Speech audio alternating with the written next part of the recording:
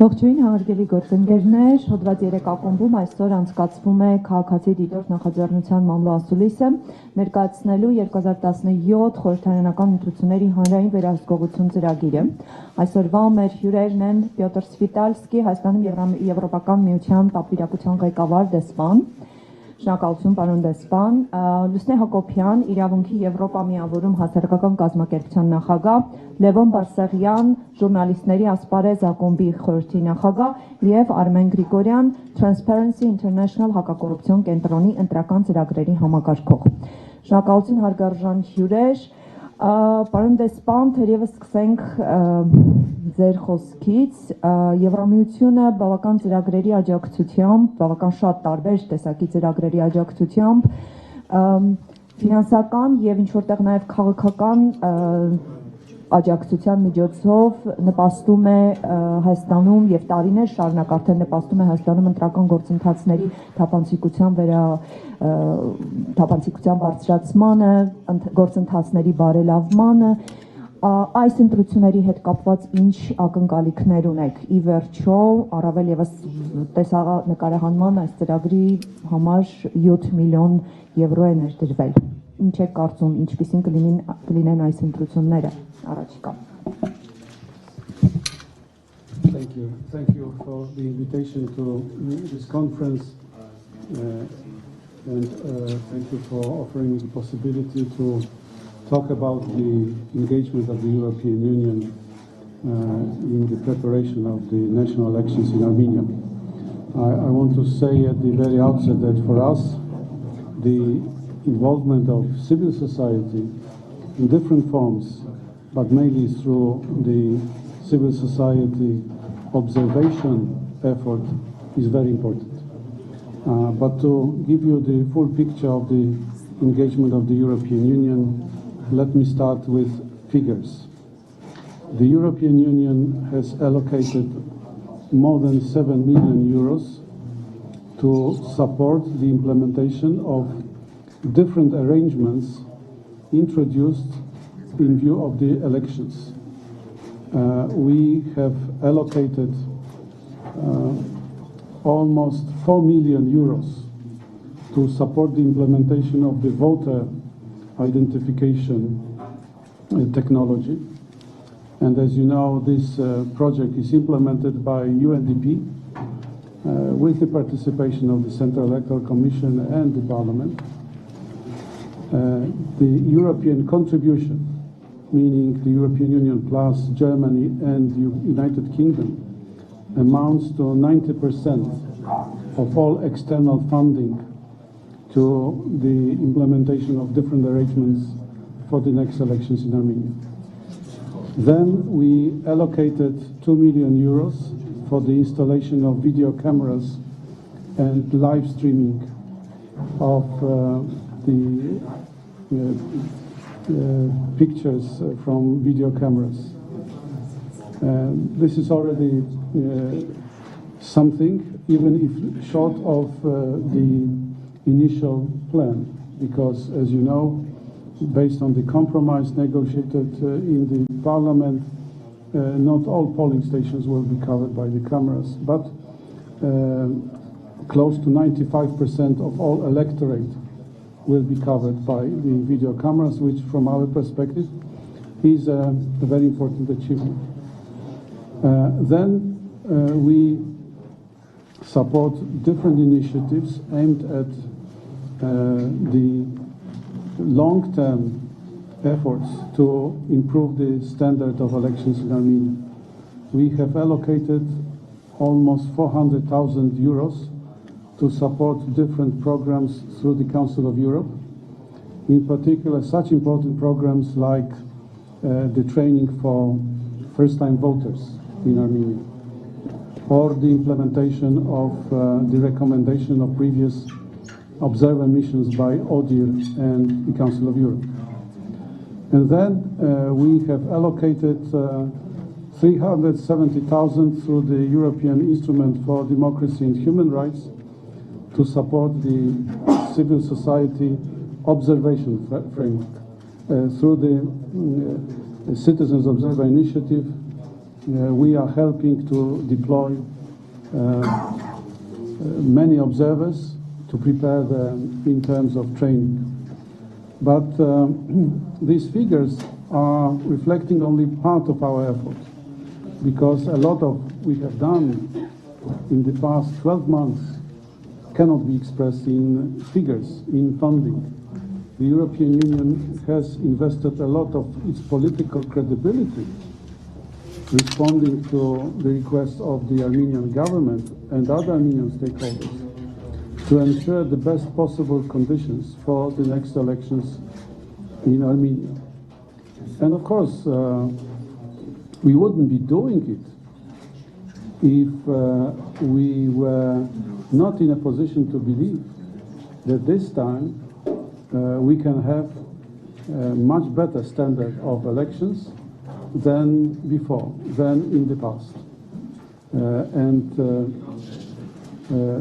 When we look at the implementation of different arrangements so far,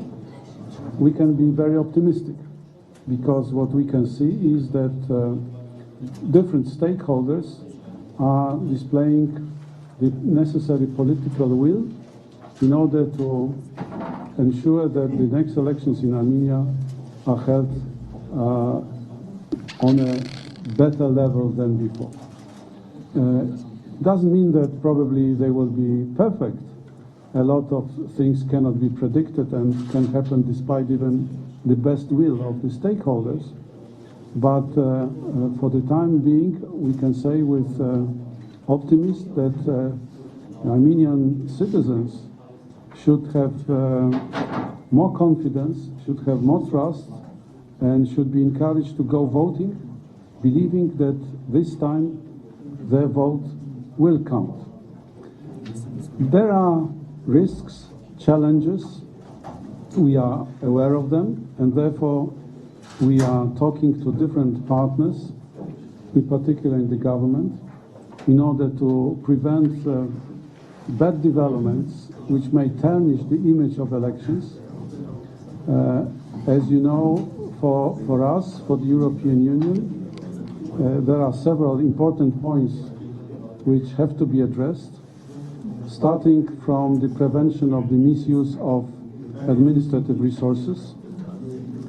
then preventing electoral corruption, bribes, buying votes, then ensuring level playing field for the candidates, in particular as it comes to the access to media. When you look at different phases of the elections, for us it's very important that on election day, all observers have the necessary freedom of action. We hope very much that the restrictive provisions contained in the electoral code will become a theory, in particular the provisions relating to the restrictions on the number of observers and media representatives present in the polling station. We believe that there will be no necessity even to think about applying them. Then for us, what is important is the freedom of work of international observers. And finally, the very transparent and swift procedure of dealing with complaints. We are aware of the concerns expressed by many civil society organizations concerning the punitive charges concerning the so-called false reporting of the elections. Again, we believe that there will be no situation which would prompt the triggering of such provisions, because we believe that the right to complain, to lodge a complaint, is a fundamental right which is part of the democratic procedures in every democratic country. We have the right to complain, and we hope very much that the Central Electoral Commission will be dealing very efficiently and very diligently with every signal of malpractices and violation of the rules and regulations. So as you can see from my overview, we are really looking forward to good elections in Armenia. The European Union has done a lot to help the stakeholders, the government, the Central Electoral Commission, the civil society, to look for better standards. And we have done it in an unprecedented way. In no other country of the European neighborhood, the European Union has invested so much money and political credibility to help prepare good elections. So Armenia, in a way, is in a privileged position. So this is the overview of what the European Union is doing. If there are any specific questions on this topic, I am at your disposal. And now the most important part, the civil society engagement, which we believe is so crucial for the next elections.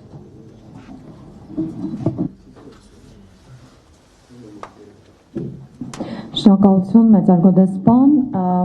Տիկին Հակոբյան դեսպանը խոսեց այն բոլոր նաև ռիսկերի մասին, որոնք նոր ընտրական օրենսգիրքը դիտորդական առաքելություն իրականացնող կազմակերպությունների դիտորդություն իրականացնելու ցանկություն ունեցող անձանց համար որոշակիորեն ներմուծվել է ընտրական օրենսգիրք Քաղաքացի դիտորդը 2013 թվականից իրականացնում է եւ ամեն տարի, ամեն ընտրություններին համապետական, տեղական ընտրություններին մեծացնում է նաեւ դիտորդների ծավալը, քանակը,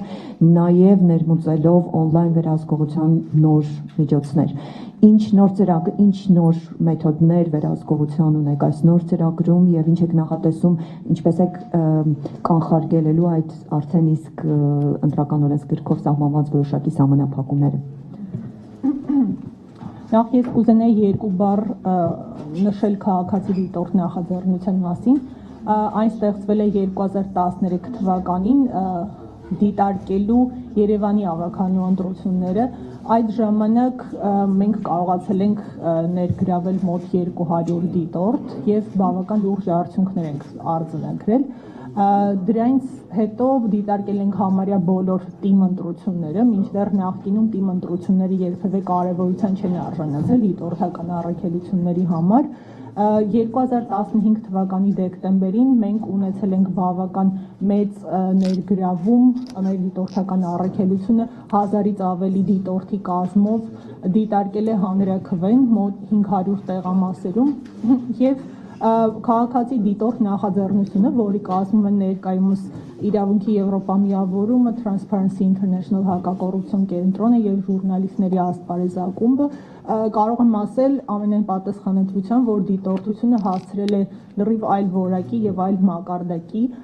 եւ անգամ միջազգային այնպիսի կազմակերպություններ, ինչպիսիք են ԵԱՀԿ, ԺՀՄԻԳ հողում են անում մեր փաստարկներին, մեր դիտարկումներին, իրենց զեկույցներում եւ ավելի ու ավելի մենք փորձում ենք բարելավել մեր դիտորդների պատրաստվածությունը եւ ընդհանրապես դիտորդական առաքելության որակը ինչպես արդեն նշվեց այս տարի մենք դիտորդություն ենք անելու 2017 թվականի խորհրդարանական ընտրությունների հանրային վերահսկողություն ծրագրի շրջանակներում ծրագրի արժողությունը 460,000 եվրո է, դրանից 370,000-ը Եվրոպական միության ներդրումն է կազմում եւ ծրագրի նպատակն է, ինչպես գաղտնիք չէ իհարկե, ազատ եւ արդար ընտրությունների ապահովումը Հայաստանում այդ նպատակին հասնելու համար մենք նախատեսել ենք մի շարք գործողություններ, մենք վերապատրաստումներ ենք անցկացնում ամբողջ հանրապետության տարածքով մեկ դիտորդների եւ այս անգամ մեր դիտորդները յուրաքանչյուր անցնելու է երկու փուլ վերապատրաստում, առաջին ընտրական օրենսդրության տեսական մասն է եւ երկրորդը գործնական հմտությունները դիտորդության, բացի դրանից ստեղծել ենք քաղաքացի դիտորդ կայքը citizenobserver.am որտեղ իմի ենք բերել քաղաքացի դիտորդի ողջ փորձը դիտորդության եւ հնդածս թարմացնելու ենք այքը եւ այնտեղ ենք ներբեռնելու այն բոլոր նյութերը, ձեռնարկները, պրեզենտացիաները, վերապատրաստումների վերապատրաստման տեսանյութերը եւ այլն, որոնք թույլ կտան թեկուս առանց խորացնելու յուրաքանչյուրին իրենց գիտելիքները եւ հմտությունները ընտրական օրենսդրության, ընտրական իրավունքի եւ ընթացակարգերի ոլորտում նաեւ շատ կարեւոր գործիք ենք նախատեսել ուրեմն վերահսկիր ընտրությունը գործիքը, ինչը առաջին անգամ մենք փորձարկել ենք հանրաքվեի ընթացքում, երևի կհիշեք հանրաքվե.com կայքը, որտեղ մենք խրախուսում էինք մեր այն քաղաքացիներին, որոնք չեն մասնակցելու ինչ-ինչ պատճառով հանրաքվեին կամ Հայաստանից դուրս գտնվելու պատճառով կամ այլ պատճառներով նախագրանցվել, իսկ այնուհետև տեղում մեր դիտորդները փորձում էին մասնակցության վերաբերյալ տվյալներ հավաքել, ինչի միջոցով մենք կարողացել ենք բացահայտել ուրիշի փոխարեն քվեարկության դեպքեր եւ քանի որ այս անգամ հրապարակվելու են նաեւ Եվրամիության քաղաքացիական հասարակության այլ շահագրգիռ կողմերի ջանքերով վերջապես հրապարակվելու են ընտրողների ստորագրած ցուցակները, այս գործիքի միջոցով, եթե մեծ թվով քաղաքացիներ, ովքեր չեն պատրաստվում մասնակցել ընտրություններին, նախագրանցվեն, մենք կկարողանանք քվեարկությունից հետո ստուգել եւ բացահայտել ուրիշի փոխարեն քվեարկության դեպքերը եւ համապատասխան հաղորդումներ ներկայացնել իրավապահ մարմիններին։ Քաղաքացի դիտորդի նվաճումներից է նաեւ այն, որ հանրաքվեից հետո առաջին անգամ կարծես թե եղան ուրեմն քրեական գործեր մեծ թվով հարուցվեցին եւ 56 անձինք դատապարտվեցին ընտրակեղծարարության տարբեր հետ կապված տարբեր հանցագործությունների համար, ճիշտ է նրանք դատապարտվեցին տուգանքների, սակայն մենք կարծում ենք, որ նաեւ մեր լավ աշխատանքի արդյունքում ինչպես նաեւ համապատասխան ճնշումների եւ այլն այդ ուրեմն ոչ միայն ընտրակեղծարարների թիվը, որոնք համապատասխան պատիժը կստանան կավելանա, այլև նաև ավելի ծանր պատիժներ կնախատեսվեն եւ միայն տուգանքներով նրանք չեն փրկվի։ Այսքանն է կարծես թե մի փոքր պարզաբանում, հա, այսինքն ինչ պետք է անի քաղաքացին, որը գիտի, որ չի մասնակցելու կամ երկրից դուրս է կամ ինչ-ինչ պատճառներով, մտնում է կայք, գրանցվում է, հա, այսինքն իր անունազգանունն է, ինչպես ընթացակարգը մի փոքր բացառ։ Այո, մտնում է կայք, այնտեղ համապատասխան դաշտերում լրացնում է, համապատասխան էջն է մտնում, դաշտերում լրացնում է իր տվյալները, նշում է կատարում, որ այդ օրը չի մասնակցելու եւ դա պահպանվում է մեր համակարգում, իսկ այնուհետեւ երբ որ հրապարակվելու են ցուցակները, մենք եւս կկարողանանք մեր բացահայտած այլ անձանց փոխարեն քվեարկության դեպքերը եւս կայքով հրապարակել, բացի նրանից, որ հաղորդումներ կկարողանանք ներկայացնել եւ հանրությունը եւս կտեղականա, թե ուրիշի փոխարեն քվեարկության քանի դեպք է գրանցվել քվեարկության ժամանակ։ Եվ մի փոքր լրացում եւս երևի ամենակարևորը, մենք ինչպես արդեն ասեցի, նախատեսում ենք իրականացնել աննախադեպ դիտորդական ծրագիր, ծածկելով ուրեմն Հայաստանի տեղամասերի մոտ 75%-ը, ծրագրով նախատեսված է 3000 դիտորդի մասնակցություն, բայց մենք մտածում ենք եւ կարծում եմ, որ բավական իրատեսական է ունենալ 4000-ից ավելի դիտորդ եւ ծածկել հանրապետության բոլոր տեղամասերը, համենայն դեպս համապատասխան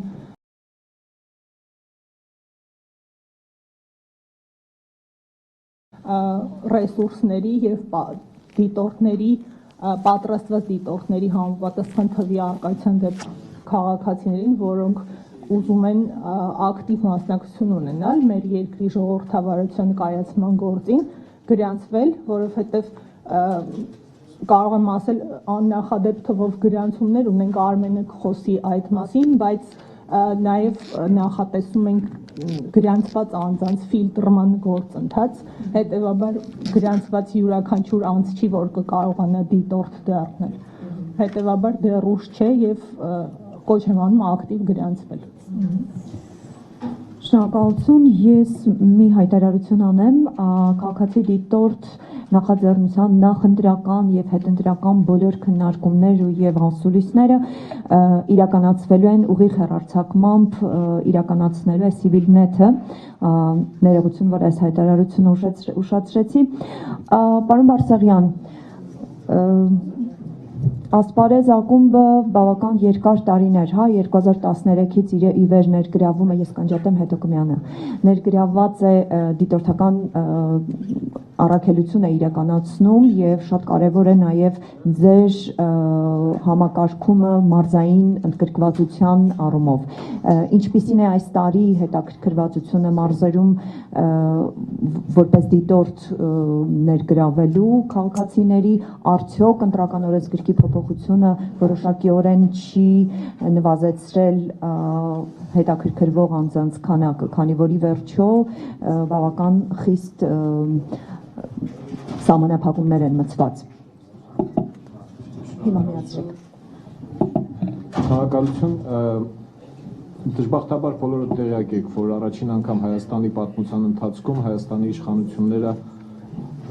սահմանափակումներ մտցրեցին զանգվածային լրատվամիջոցների նկատմամբ ընտրությունների օրը լուսաբանելու մասով։ Այդպիսի բան մենք 25-26 տարում չէինք ունեցել, այս անգամ չնայած բազմաթիվ հորդորներին եւ քննադատությանը իշխանությունը որոշեց, որ զանգվածային լրատվամիջոցները կարող են հավատարմագրված ունենալ ոչ ավելի քան 50 հոգի։ Սրա հետ մեկտեղ սահմանափակեց տեղամասերում ընտրողների եւ դիտորդների ընդհանուր թիվը, այսինքն հնարավորություն տվեց տեղամասային հանձնաժողովին ցանկացած պահի այդ թիվը սահմանափակել 15-ով եւ ոչինչ ավելի, եւ կարող է ստացվել այնպիսի իրադրություն, դժբախտաբար մեզ էլ դա կարող է վերաբերվել, երբ մեր դիտորդները կարող են տեղամասում պարզվի, որ իրենց 16-րդն են եւ հանձնաժողովի 2/3-ի որոշմամբ եւ իրենց համոզմամբ նրանք կարող են խոչընդոտներ ստեղծել, ուրեմն քվեարկության ընթացքի հետ կապված ու արգելվի 16 եւ ավելի, ուրեմն 3-րդ դիտորդի կամ զանգվածային լրատվամիջոցի մասնակցության համար այդ դիտորդական առաքելության մեջ։ Այսպիսի ռիսկեր կան, այս ռիսկերը դրվեցին ընտրական օրենսգրքի 31-րդ եւ 65-րդ հոդվածներում։ Ինչ արեցին, հնար չեղավ, իշխանությունը չվերանայեց իր այդ դրույթները ոչ մի հիմնավորում չունենալով։ Միաժամանակ բոլորդ հիշում եք, որ բարձրաստիճան պաշտոնյաների տեղամասում քվեարկելու ժամանակ միաժամանակ 30, 40, 50, 60 լրատվական միջոցներ են ներկա գտնվում։ Սրա հետ մեկտեղ Հայաստանի իշխանությունները ընտրական օրենսգրքով սահմանեցին խտրականություն։ Վերկետնյա հեռարձակում իրականացնող լրատվամիջոցների համար այս սահմանափակումը չի գործում։ Գործում է թերթերի եւ ինտերնետային լրատվամիջոցների համար։ Այս տեսակ ռիսկերի պայմաններում ենք մենք դատապարտված փաստորեն այս առաքելությունը իրականացնել։ Ասպարեզ ակումբը բոլոր մարզային կենտրոններում 10 քաղաքներում ունի քաղաքացիական երիտասարդական կենտրոններ, որոնք ինտենսիվորեն մասնակցում են այս դիտորդական առաքելություններին, հիմա էլ փաստորեն որոշակի խմբով, քանակով ուրեմն կամավորներ են ներգրավվել, գրանցվել, որպեսզի այդ դասընթացները անցնեն ու լինեն դիտորդներ, պարոն Գրիգորյանը կներկայացնի ավելի մանրամասն։ Ես ընդհանրապես երկու մտահոգություն հայտնեմ սրա հետ կապված։ Նախկինում մենք նկատել ենք ինսայդերների գործարկումը նման համակարգերում, իշխանությունները կամ կուսակցությունները մարդիկ են փորձում ներդնել դիտորդական առաքելությունների մեջ, որպեսզի ունենան տեղեկություններ ինչ-որ բան, եւ քվեարկության նախօրեին սովորաբար այս մարդիկ հեռանում են դիտորդական առաքելությունից, նման ռիսկեր կան։ Այդ թիվը տարբեր ընտրությունների ժամանակ տարբեր է եղել, մինչև 15%-ի կարգի արտահոսք է լինում գրանցված մարդկանց թվից, մենք սա հաշվի առնում ենք։ Վերջին րոպեին, նախօրեին կամ 2 օր առաջ լինում է դիտորդների փողով փախցնելու փորձ։ Ձեզ ինչքան են այնտեղ հոնորար տալու, դե օրապահիկ ենք տալիս, մենք աշխատավարձ բաներ չենք տալիս։ Մենք կրկնակին ենք տալիս, եկեք մեզ մոտ եղեք վստահված անձ, եկեք մեր այս ինչ դիտորդական առաքելության մեջ եղեք, դահուգորդների կամ թենիսիստների դիտորդական առաքելության մեջ, նման կորուստներ ունենում ենք, սա թույլ տվեք ասել արդյունաբերական կորուստներ պիտի համարենք մենք, եւ այս իմաստով նորից կոչ ենք անում, որպեսզի բոլոր նրանք, ովքեր հետաքրքրված են, ոչ միայն երիտասարդները, իրենց Հայաստանի Հանրապետությունում տեսնող մարդիկ, Հայաստանի ապագան լավը կամեցող մարդիկ թող գրանցվեն հիմա դեռուս չէ, այսինքն այդ 3000 թիվը առաստաղը չէ, թող գրանցվեն, մենք անպայման հնար կգտնենք իրենց կտեղավորենք եւ իդեալական կլինի, եթե բոլոր ընտրատեղամասերը կարողանանք ծածկել։ Եվ վերջինը ամենագլխավորը, որը հատկապես վերաբերում է լրատվամիջոցների եւ հասարակական գործիչներին, կուզեի ասել եւ հիշեցնել, որ ընտրությունները միայն քվեարկությունը չէ։ Քվեարկության օրը եւ այս մեր բոլոր ջանքերը իհարկե միտված են հատկապես քարոզարշավին եւ ուրեմն քվեարկության օրվան, բայց պիտի հաշվի առնել, որ անգամ եթե քվեարկության օրը ամեն ինչ իդեալական է լինում, սա չի նշանակում, որ ընտրությունները իդեալական են եղել։ Ի նկատի ունեմ, որ 4-5 տարի շարունակ գործող իշխանությունները ոչ միայն հիմա, այլև նախկինում իրենց վերահսկողության տակ եղած լրատվամիջոցներով լվացել են մարդկանց ուղեղները, օգտագործել են վարչական ռեսուրսը, ահաբեկման ռեսուրսը, դատարանները իրավապահ համակարգը կամ իրավապահ համակարգի անկործությունը եւ հիմա այս վերջին օրերին քարոզարշավում հերոստաեթերում վարկյանաչափով եվրոպեական հավասարություն ապահովելով կամ քվեարկության օրը տեղամասերում կեղծիքներից զուրկ պրոցես ապահովելով եւ հիմա մենք գիտենք, որ ընտրական օրենսգիրքը շնորհիվ քաղաքացիական հասարակության միջազգային մեր գործընկերների եւ իհարկե կուսակցությունների ջանքերի անհամեմատ ավելի արդյունավետ մեխանիզմներ է առաջարկում քվեարկության process-ի վերահսկման համար, այդ միայն քվեարկության օրով չի որոշվելու ընտրության ուրեմն ազատությունը եւ արդարությունը, այնպես որ վաղ չէ մյուս օրը դուք իհարկե կլսեք իշխանություններից կասեն քվեարկության օրը անհամեմատ քիչ խախտումներ են արձանագրվել, դե բնական է, այս տեսակ հսկողության պայմաններում տեղամասում խախտումները քիչ կլինեն, ուրեմն ընտրություններն անցել են ազատ եւ արդար, այդպես չէ, հիմա եմ ասում, դա դեռ 37 օր առաջ, որովհետև 4-5 տարի շարունակ չարաշահել են վարչական ռեսուրսը, իրավապահ համակարգը եւ շնորհակալություն։ Շնորհակալություն, պարոն Գրիգորյան, եթե կարելի է ներկայացնեք ինչպես եւ ինչ գործընթացով կարող են դառնալ դիտորդ քաղաքացիները եւ մի փոքր եթե կարելի է նաեւ խոսենք սփյուռքահայերի ներգրավվածության մասին, ինչպես է այդ process-ը ընթանում, որքան են արդեն դիմորդները, երբ կժամանան։ Շնորհակալություն, ես ավելի շատ կփորձեմ թվերի տեսքով ընդհանուր իմի բերել, ինչի մասին խոսվել է։ Այս պահին արդեն մենք կարողացել ենք գրանցված դիտորդներ, ինչպես նշվեց, մեծ թիվ են կազմում, արդեն անցել են 3000-ից, որից մոտ 2000-ի համար մենք անցկացրել ենք տրեյնինգներ եւ շարունակում ենք անցկացնել, տրեյնինգները լինելու են 2 փուլով։ Եթե քաղաքացիները ցանկանում են դիտորդ դառնալ, ապա այցելում են քաղաքացի դիտորդ կայքը, կայքում կա դիտորդների գրանցվելու ձևաթուղթ, լրացնում են ձևաթուղթը, այնուհետև մենք կապ ենք հաստատում դիտորդների հետ, հրավիրում մեր տրեյնինգների եւ կազմակերպում լոգիստիկ բոլոր հարցերը։ Մենք նաև ունենք, ինչպես Լուսինեն խոսեց, նախագրանցման տարբերակը, որը եւս կայքում կա, կայքը այցելելով քաղաքացի նախագրանցումը, որտեղ քաղաքացիների գրանցում են, մեզ ինֆորմացիա են տրամադրում, որ իրենք հստակ ընտրություններին չեն մասնակցելու, ապա այն ձևաթուղթը շատ կարճ է, ես կոչ եմ անում քաղաքացիներից մի քանի րոպե, 2-3 րոպե խլող գործընթաց է, բայց ընտրական գործընթացին շատ օգնող մի գործիք է, որը մեզ օգնելու է, որպեսզի կարողանանք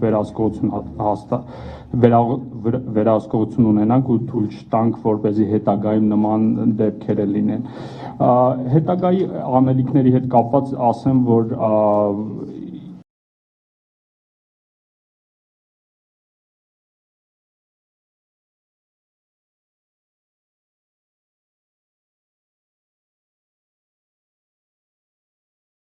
ունի նաև կայք,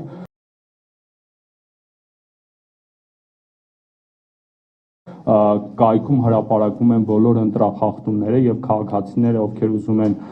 տեղյակ լինել վերահսկողության գործընթացի վերաբերյալ, մեր դիտորդները ինչպիսի աշխատանք են կատարել, դրանք բոլորը քարտեզում լինելու են եւ նաեւ մանրամասն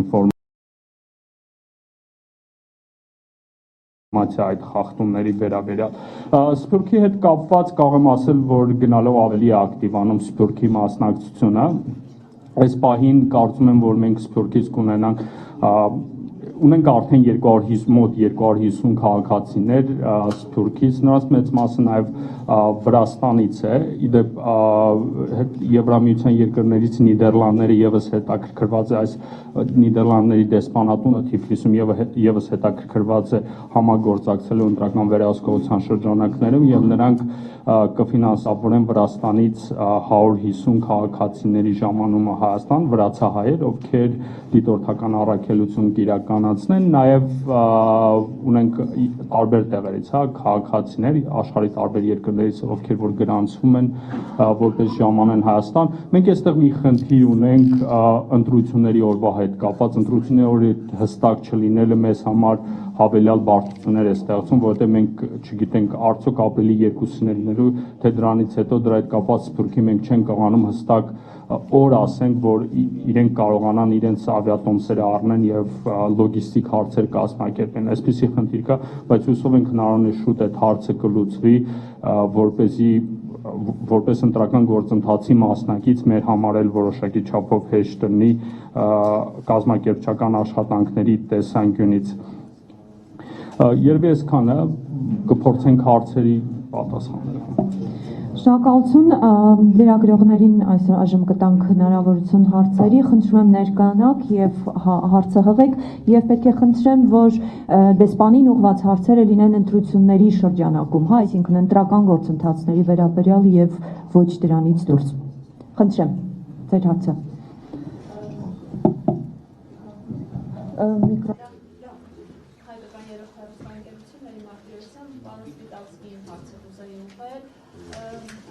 Նշեց մանրամասն դեսպանը, թե որքան գումար է ծախսվել, բացի ցանկացած աշխատանք նպատակ է, հա, ունենում, բացի այն, որ ազատ արդեն անցնեն ընտրությունները, ինչ այլ շահ ունի Եվրամիությունը, որ այսքան լավ բավականին հա ֆինանսավորել է այս անգամ ընտրությունների գործընթացը,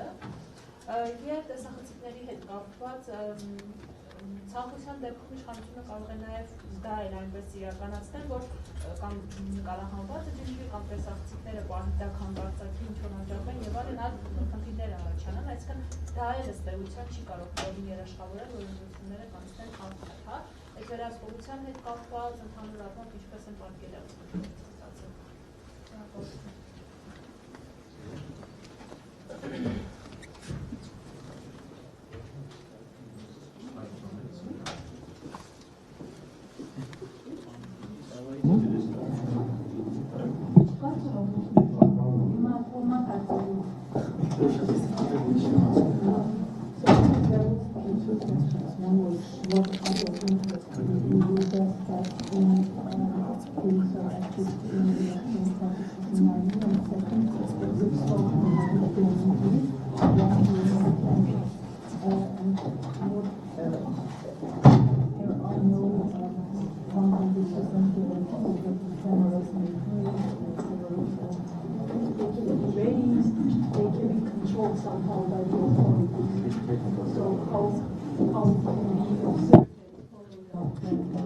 Good.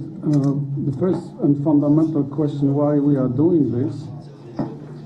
I already tried to answer. Yeah, first of all, let me tell you that we are allocating the money upon request.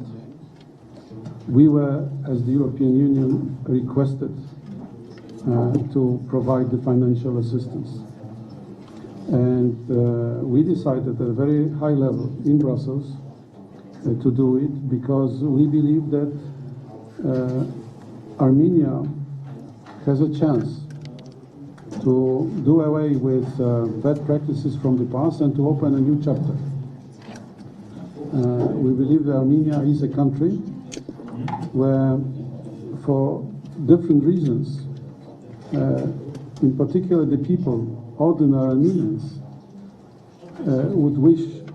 that the standards of democracy, in particular the electoral process, should be improved and should correspond to their expectations. And therefore, as I said, we are doing something unprecedented, 7 million euros plus a political engagement. The second aspect, I never said that we need guarantees or We are aware that even with the necessary political will, technology will not be 100% reliable. That's also the experience of other countries, because these technological arrangements that we are talking about, voter identification and video cameras, it is something which has been tried in many other countries. But what we are doing now, in particular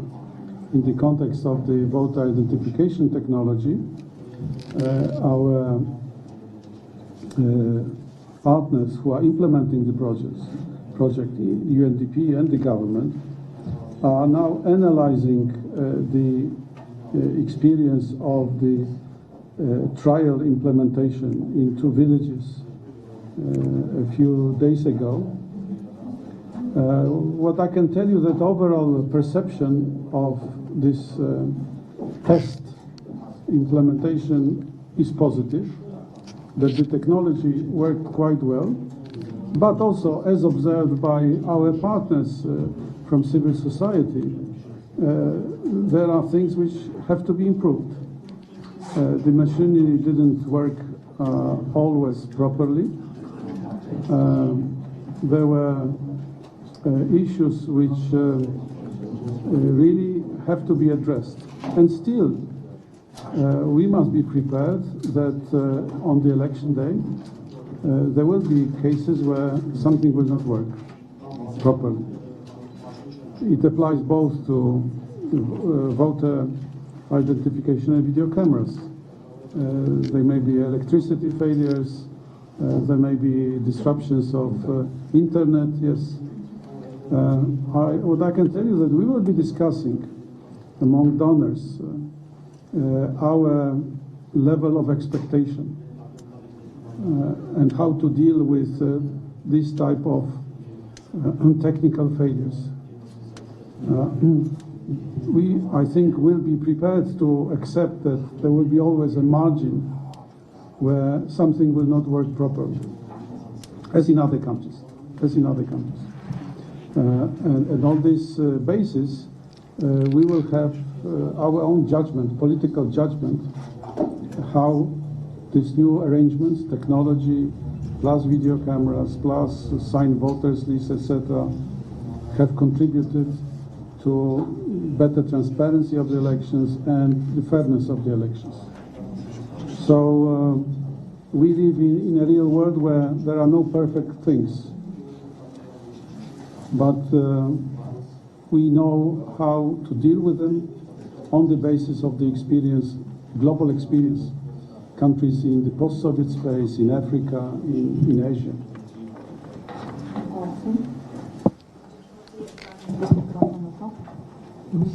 Спасибо. Нарина Газарян, Азат Верлицабан. Я сразу скажу по-русски, чтобы не надо было переводить, чтобы все поняли.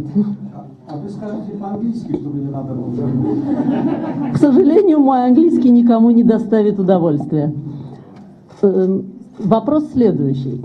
Вы знаете, что самым большим недостатком нашего закона о выборах является то, что сколько бы не было нарушений закона, которые будут пойманы, зафиксированы, узаконены, утверждены, все равно закон практически не дает возможности признать выборы недействительными. Тогда получается, такое количество наблюдателей будут наблюдать, фиксировать нарушения, и результатом этих зафиксированных нарушений не будет влияния на результаты выборов, а будет другое. Это как бы даст возможность некоторым силам извне влиять на наше руководство нашей страны. При этом, скажем, если некоторые страны более демократические, они влияют более демократическими методами, то есть другие страны, которые более сильными методами пытаются влиять. И получится, что чем больше мы поймаем нарушений, тем больше как бы карт в руки мы дадим тем странам, которые хотят на нас весьма резко влиять. Вот что вы можете по этому поводу прокомментировать? Как нам вот из этой ситуации, как бы, ну не знаю, не войти или выйти? Շնորհակալություն։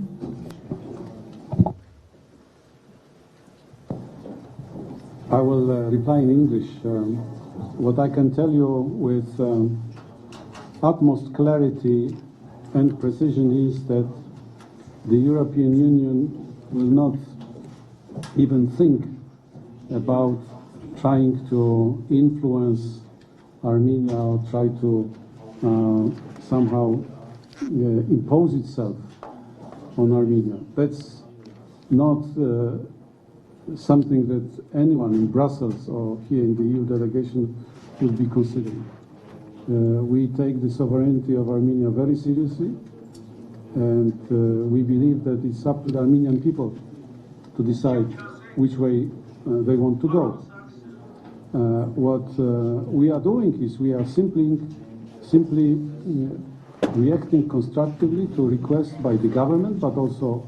by Armenian civil society, different stakeholders, to help in the effort to improve the standard of elections. That's very simple background of our engagement in this process. Concerning the complaints and criticism, I said it on previous occasions that even in the most democratic countries, advanced democracies, there will be always people who will complain. And you know the recent history, the recent elections, I will not name the countries, but that's the human nature. We always try to complain if we are not satisfied with the elections, the outcome of the elections, the results of the elections. But I think that therefore what Armenia needs is in a very transparent procedure for dealing with electoral complaints lodged by observers, lodged by all people who feel somehow compelled to do it. It has to be very transparent, it has to be very speedily, and this is something what we discussed with the Central Electoral Commission,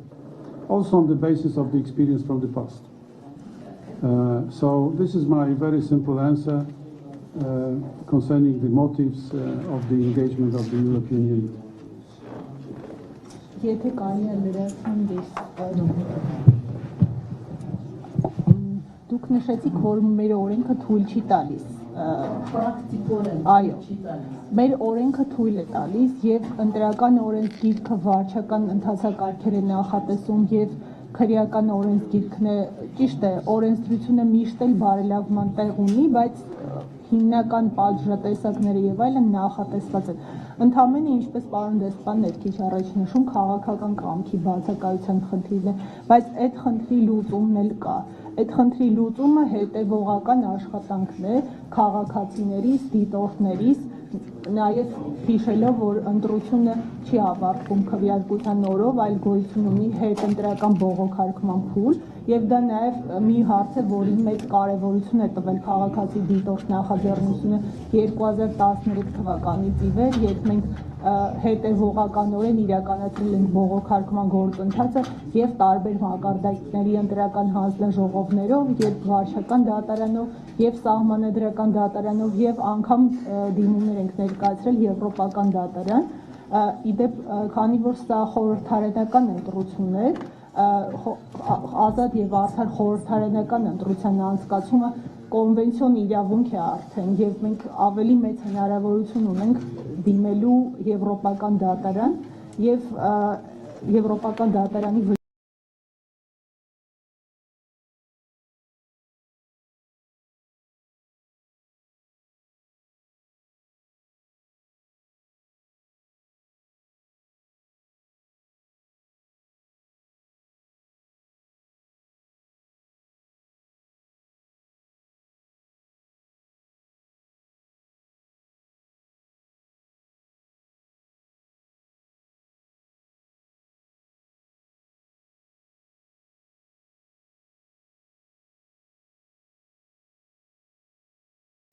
ավտորիտարիզմը երկրում եւ պետության զավթման խորությունը երկրում ինչ ունենք։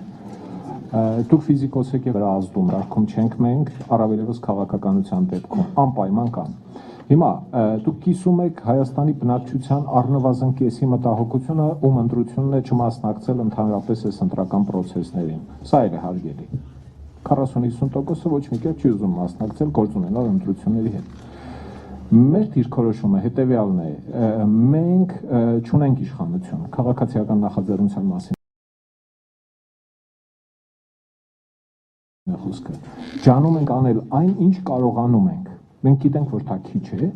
բայց մենք մեր կարեցածը անում ենք։ Մեր խիղճ երբևէ, մեր ժառանգները, մեր սերունդները չեն կարողանալու ասել, ինչ էիք անում, երբ երկիրը դրած ուտում էին։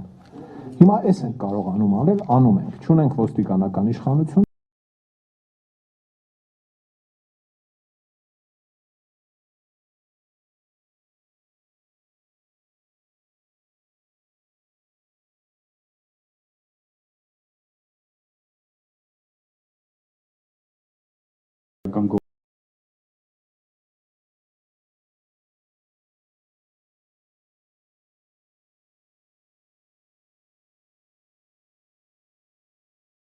գործ է հարուցվել, դրանց մի մասը հարուցվել է, որտեղ քաղաքացի դիտորդը ակտիվ աշխատել է։ Իդեպ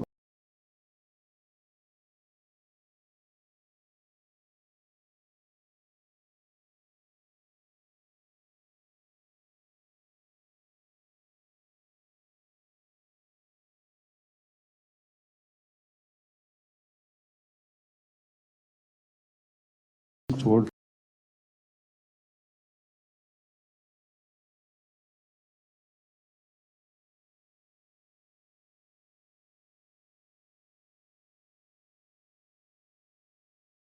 եկենք խախտումների մասին չխոսենք, միանշանակ պետք է մենք խոսենք խախտումների մասին, մեր խնդիրների մասին մենք պետք է խոսենք եւ փորձենք այդ խնդիրները լուծել, ոչ թե շնորհակալություն։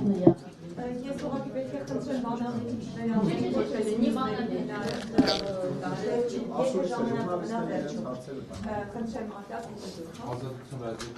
Մեկ րոպե։ Այդ դեպքում հայերեն կհարցնեմ, երկու հարց էլ պարոն դեսպանին է ուղղված, պարոն Սվիտալսկի, դուք ինչ եք կարծում Եվրամիության նման ներգրավվածությունը եւ այսքան մեծ չափով օժանդակումը հայաստանյան ընտրությունների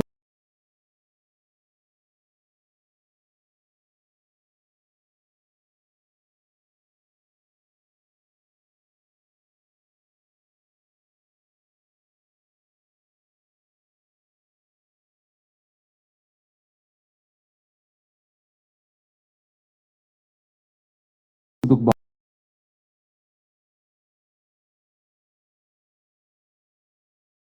եւ արդյոք քննարկել եք այս հարցերը իշխանության ներկայացուցիչների հետ, շնորհակալություն։ Thank you. I think that the level of our commitment, in particular the financial commitment, makes us even more objective in assessing the developments in the run-up to the elections and during and after the elections. Because we have to be very attentive, we have to pay attention to everything what is happening, and therefore I think that this commitment is a leverage on us being more objective, more, I would say, analytical in our approach. Concerning the signals, elections in many countries, in particular quite recently, are characterized by a lot of false information, a lot of false signals. We are living in times of post-truth, post-facts. I don't think that Armenia will be immune to this phenomenon. So, of course, we pay attention to every signal, knowing that there may be false information, false pieces of information, there may be false signals, but generally I think that when you are open to the information coming from the outside, you can develop a very objective picture of what is happening. Now, what we do with these signals, we take all signals very seriously. I have discussed some of the issues which I mentioned today, like the misuse of administrative resources, the bribes or electoral corruption and other issues with the law enforcement agencies. These were very good discussions. And, you know, when you look to the public statements of the officials of Armenia, starting at a very high level, the Prime Minister, for instance, made a very clear statement condemning the misuse of administrative resources, which I think as a political signal should be welcomed. And we as the European Union, we have welcomed this type of very clear signal to discourage the misuse of administrative resources at any level. Even, you know, other law enforcement agencies, quite recently the chief police officer said that investigating these electoral bribes is difficult but not impossible. So in this statement I can find a recognition that the issue as such deserves very active involvement of law enforcement agencies, in particular police. If the head of the police force in Armenia, in his public statement, is recognizing the phenomenon, the existence of the phenomenon, and is showing the readiness to do something about it. And I can tell you I had very good conversation with your chief investigation, the chairman of the chief investigation committee, with the prosecutor general, where in our conversations we discussed very openly these issues, these signals coming from media, coming from ordinary citizens, and how to deal with them. And of course, the general approach is something what I very much welcome and support, to focus on preventive action. That law enforcement should be active not only after such signals emerge, but they should be active in preventing this phenomenon from happening. The experience of other countries shows that sometimes such developments are difficult to investigate and to prevent, but still it is possible. So we hope very much that the necessary efforts will be taken by the law enforcement agencies, and we approach it without any bias. And this is a confirmation, the very fact that we as the European Union spend for the first time in our activities in Armenia so much time discussing these issues with the law enforcement agencies is already a confirmation that our investment requires us to be very active and to be very objective.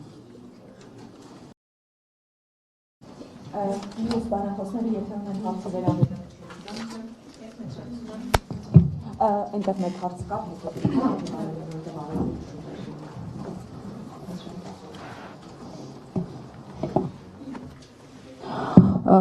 Պարոն դեսպան, տեսեք Նյուզբուքանի այսօր ակտիվ շրջանառվում է, որ Հայաստանը ԵՄ շրջանական համաձայնագիր կլինի, հարցը շրջանական համաձայնագրի մասին չի ասեմ, եւ հենց այս խնդիրն է, որ տեսակետ է առաջացնում, թե Եվրոմիությունը խորհրդանական ընտրությունների ժամանակ աչք կփակի ընտրակեղծիքների վրա, որովհետեւ առջևում կա քաղաքական համագործակցության խնդիր եւ որպես ապացույց այս տեսակետին հավատացողները բերում են նախորդ ընտրությունները, երբ քննարկվում էր Հայաստանի Եվրոմիության խորը եւ համապարփակ համաձայնագրի կնքումը եւ այդ ընտրությունների ժամանակ եղան խոշոր կեղծիքներ, սակայն Եվրոմիությունն ընդամենն ասաց, որ քայլ առաջ էր եւ ինչպես բոլոր պետություններում, այնպես էլ հիմա ընտրակեղծիքներ են եղել։ Արդյոք է շրջանական համաձայնագրի կնքումը ձեզ չի ստիպելու աչք փակել կեղծիքների վրա։ Եվ երկրորդ հարցը, դուք ասացիք, որ կարևորում եք, կուսակցությունների միջև առողջ մրցակցությունը, հավաստար իրավունք տալը մրցակցության, սակայն երբ որ նույն Եվրոմիությունը, այսպես ասած, դրական եզրակացություն էր տալիս մեր ընտրական օրենսգրքին, որի մեջ կա նաև ռեյտինգային համակարգը, արդյոք հաշվի առել եք հայկական մենտալիտետ ասվածը, քանի որ արդեն այսօր ռեյտինգային ցուցակում ընտրված մարդկանց մեջ վեճեր են նույն արարատում, հանրապետական կուսակցության անդամներն արդեն իսկ վեճերի մեջ են։ Դուք այս ռեյտինգային ընտրակարգը հաշվի առել եք մեր մենտալիտետը, երբ որ դրական եզրակացություն եք տալիս։ Շնորհակալություն։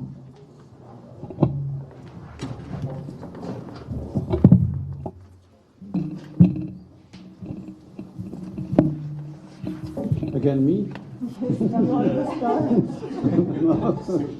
Okay. Look, the framework agreement and the elections. The framework agreement, if concluded, if finalized, will give us even a stronger basis to discuss such issues like the standards of democracy, human rights, and the rule of law. Because the added value of the agreement, which is now under negotiation, is that it contains a lot of new provisions which refer to the common basis of values, in particular the election standards. So I think that if the agreement is finalized, we will be ready to even be more engaged into the dialogue with the government of Armenia and other stakeholders on these issues. I will not now go back to the past, and I will not now try to prejudge what is going to happen after the national elections in Armenia. What I can tell you is that we are working on the basis of positive scenarios. We are discussing what kind of new opportunities could be open for Armenia in case the elections are conducted on a much better level concerning standards, and in particular the perception of the elections among ordinary citizens. Because frankly, for us many opinions matter. In particular, the starting point is the observation report by the OSCE and other observers from the Council of Europe, Parliamentary Assembly, and so on. For us, for the European Union, we always start the assessment of any elections, any country, on the basis of observation efforts. When we have our own observation efforts, we rely on our reports. In countries like Armenia, we will be relying, as always, on the observation effort by ODE in particular, but also Council of Europe and other observers. That's the starting point. The second point is, of course, the perception of the elections by civil society, ordinary Armenians in particular. We pay a lot of attention. That's why we are supporting this effort by Citizen Observer Initiative, because for us the comments, the assessment of independent observers are also very important. But frankly, the most important factor which determines our political perception of the elections is how much trust the population itself has in the outcome of the election. To what extent the population believes that the results of the elections reflect the political preferences of people. This is a political assessment which does not emerge on one day, the day after, or even 2 days after. This is a political process which has to do with the level of credibility of policies, with the level of the solidity of the political mandate of the authorities. And we believe that Armenia, and this is something recognized by the authorities of Armenia, that Armenia is now at a turning point, that Armenia needs good elections because so many things in the future depend on the quality of these elections. And we take these statements at face value. We are supporting these efforts because we were invited, and we believe that this is something which reflects the mood of the population in Armenia. Armenians want to have more confidence in the electoral process, in the democratic processes, and we are simply supporting this effort. So this is very simple but in very sincere terms the outline of our philosophy. But when you want to draw parallel with the past, the situation is today different than it was 10 years ago. You cannot transfer the previous experiences into 2017. And secondly, scenarios after the elections, we are looking forward to positive scenarios. There was another question about electoral code. Electoral code? What was about electoral code? The mentality of people and rating lists. And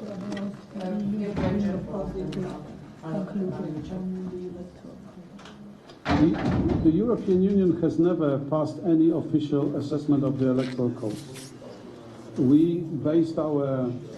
views on the opinion of the Venice Commission, Council of Europe, and ODIHR assessment. It is true that we took the floor during the discussion on the Armenian electoral code, the Venice Commission. What we can say is that we believe that since the publication of the first draft, there are elements in the electoral code which have been improved, and they reflect in particular some of the comments made by the Venice Commission. There are elements where the considerations of the Venice Commission and ODIHR have not been taken on board. I can tell you that I have had extensive dialogue with the authorities, in particular with the Minister of Justice. I was presented with a very detailed description of which recommendations were taken on board, which were not taken on board, and why. We understand that some of the arrangements in the electoral code are controversial. In particular, today you heard that some of the provisions relating to the work of observers and media are heavily criticized by civil society. We understand that political parties, in particular the opposition political parties, complain a lot about the rating system, saying that it gives the advantage to the ruling party, which we take into account, but we believe that these issues are something for the internal debate in Armenia. We as the European Union, as I said, we do not have a judgment as such,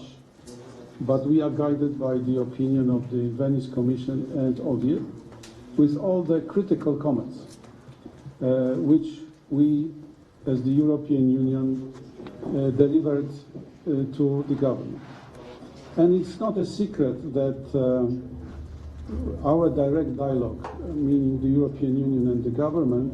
resulted in some changes in the electoral code. I can give you one example or two examples where such comments were taken on board by the government. The government dropped, for instance, the requirement for the testing of observers, which we advised the government to do. But there are issues, frankly, which were not taken on board, like, for instance, the European Union, also in our conversation here, campaigned for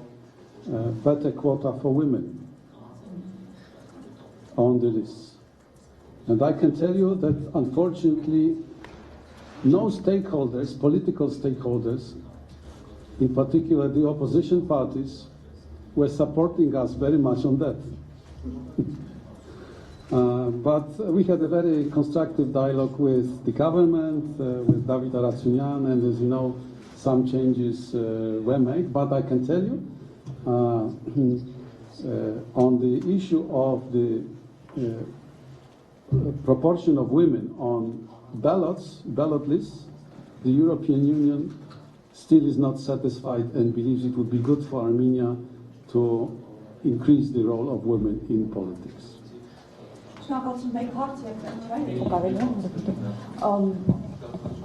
Անի Գրիգորյան, Civilnet, այսպեսի մի հարց, գրեթե բոլոր բանախոսները համոզմունք հայտնեցին, որ այնուամենայնիվ ընտրությունները կեղծվելու են, օգտագործվել են վարչական ռեսուրսներ եւ այլն։ Իմ հարցը այսպեսին է. Ինչ եք անելու դուք, եթե օրինակ ընտրությունների օրը ընտրատեղամասերում խախտումներ ուղղակի չլինեն, ամեն ինչ լինի ընտրատեղամասերից դուրս։ Արդյոք նաև դուք ձեր մասնակցությամբ չեք լեգիտիմացնում այդ գործընթացը, որը որ արդեն գիտեք, որ միևնույն է կեղծվելու է։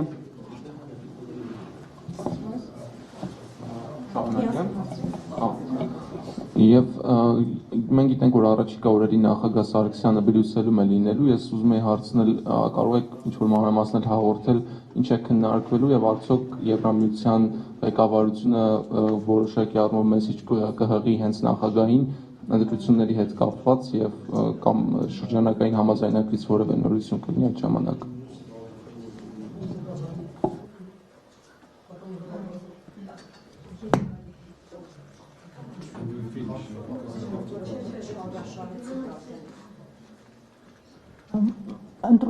Տեղամասերից դուրս ինչ խախտումներ պետք է լինեն, որպեսզի մենք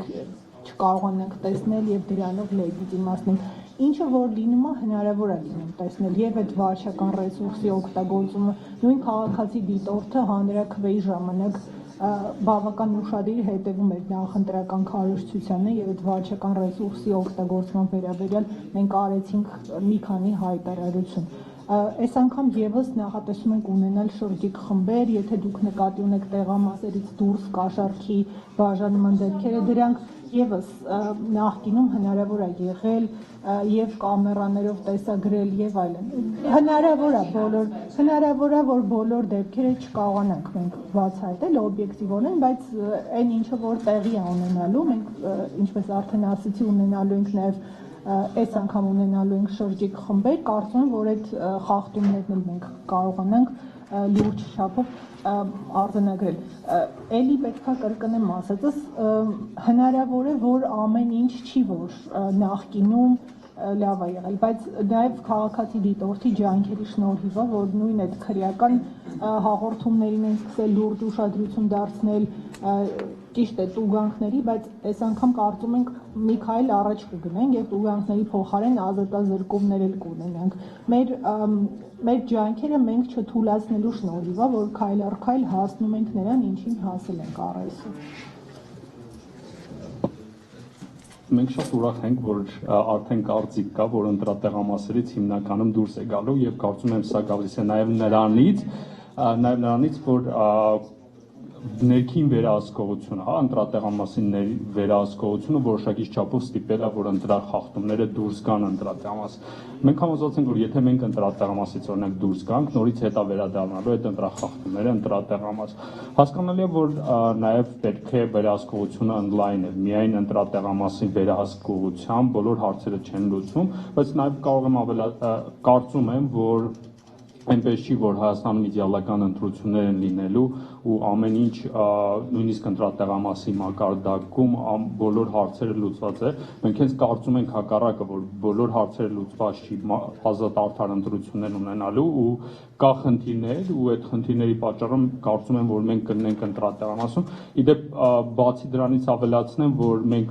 վերահսկողություն ենք իրականացում, քրեական գործեր կան, հա, բացի դրանից մենք մտածել ենք եւ ստեղծման փուլում է կայք, որտեղ բոլոր ընտրախախտումները, այսպես ասած, պրոֆիլ են ունենալու ու իրենց մասին ինֆորմացիա լինի։ Եթե քրեական գործը միայն ավարտվում է տուգանքով, մենք մտածել ենք հանրային ճնշման տարբերակը, որտեղ բոլոր ընտրախախտողները այդ կայքում կլինեն, իրենց դեմքերը կլինի եւ իրենց մասին պրոֆիլ կլինի, որ նաեւ ազդեցության միջոց է։ Այսինքն ընտրական համակարգի կայացումը պետք է անցալել քայլ առ քայլ, որովհետեւ մենք բոլոր հարցերը կարծում ենք չենք լուծելու, բայց կարծում ենք, որ մեծ ազդեցություն ենք ունենալու։ Շնորհակալություն։ On the visit of President Sarkisyan, what I can say is that at every contact at high level between the European Union and Armenia in the past months, the issue of elections was very high on the agenda. And I recall the visit of Federica Mogherini, the visit of Commissioner Hahn, and other contacts. The issue of next elections in Armenia was very high on the agenda. And I believe also during the visit of President Sarkisyan, we should expect that the issue will be discussed. Concerning other elements of the visit, you must now be a little bit patient and wait till Monday and the press conference by President Sarkisyan and President Tusk. I cannot consume what they are going to tell you on the visit and the results. But I think that the visit is a very important development in our relations, and I hope that it will give a boost to our future cooperation. Շնորհակալություն, պարոն դեսպան, չէ, այլևս հարցեր չենք կարող ընդունել, դուք հետո կբացատրեք, եթե կարելի է մենք ավարտենք, որովհետև ժամանակը սպառվել է, ես հիշեցնեմ, որ այսօր հոդված 3 ակումբում քննարկում են 2017 թվականի խորհրդարանական ընտրությունների հանրային վերահսկողության ծրագիրը, ներկայացվեցին, թե ինչպես կարող են դառնալ դիտորդ, ինչ ազդեցություն դա կարող է ունենալ, եւ շնորհակալություն պարոն դեսպան ձեր համբերատար պատասխանների եւ երկար բովանդակային պատասխանների համար։ Հիշեցնեմ նաև, որ այսօր եւ ընդհանրապես առաջիկա մի քանի քննարկումների եւ ասուլիսներին քաղաքացի դիտորդի ուղիղ հեռարձակումը ապահովելու է Սիվիլնետը։ Շնորհակալություն, հաջողություն։